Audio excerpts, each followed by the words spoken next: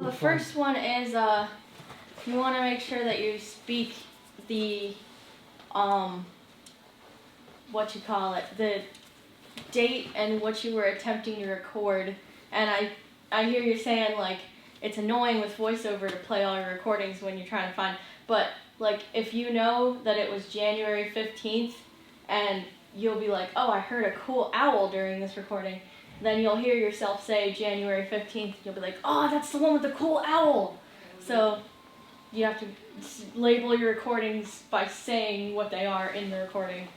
Also, like Mr. Nathan already touched on this, but there's certain things you want to pick out and prepare your mic for certain kinds of sounds. Like there's a lot of fricative sounds in nature. I don't know if you remember we learned about that, where the sounds on the spectrogram that were on every pitch, your F, T, S, P, C, TH, SH, those kind of sounds, there's a lot of those in nature, like water, wind, any movements of animals, insects make a lot of fricative sounds.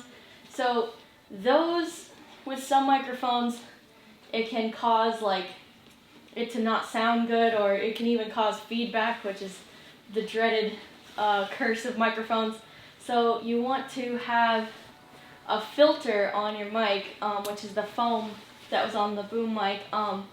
Also, like he said, you want to focus, you want to record only what you were trying to record. So like if you're on the beach trying to record waves at 6 a.m., you don't want to have the lovely couple that is kindly going after it in a screaming match that is going to be recorded on there. You want to focus on the waves, and there's ways to do that with your mics. Also, you want to limit the wind noise. Sometimes the wind blowing past the diaphragm of the mic, which is the part that picks up the sound. So if you ever had a mic with like, it was just plastic with a spring inside, and if you were like me, you just kind of banged it on stuff, the spring would be the diaphragm. So you don't want to bang it.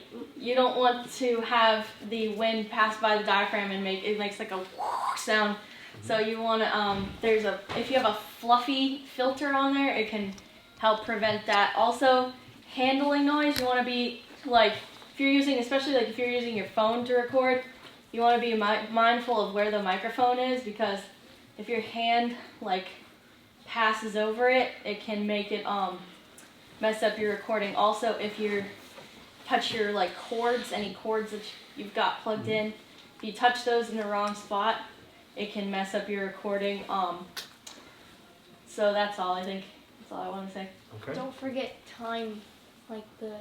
Well, we're going to talk about slating in a minute. So Yeah. I think Delayna was talking more about the problems you can encounter with recording. Yeah. Let's give her a round of applause. Can Yeah. I ask a question? Yeah, what's up? Yeah. You said a term that I didn't understand, frigating.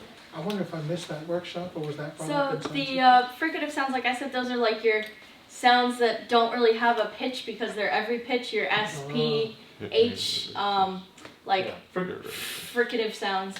So fricatives is actually a term connected with speech. So F's, S's, I was TH. using that as an example because a lot of people, when they call it a P filter or a pop filter, because it's for your voice, not like overdoing it on those sounds, but it's also good for nature, because a lot of those sounds that you'll hear in nature, like I was saying, the waves, the wind, the bugs, don't have a pitch. They're those fricative sounds, and I don't know what it's called when it's not speech, but Thank you, Dee. Thank you. Awesome. Thank you very much.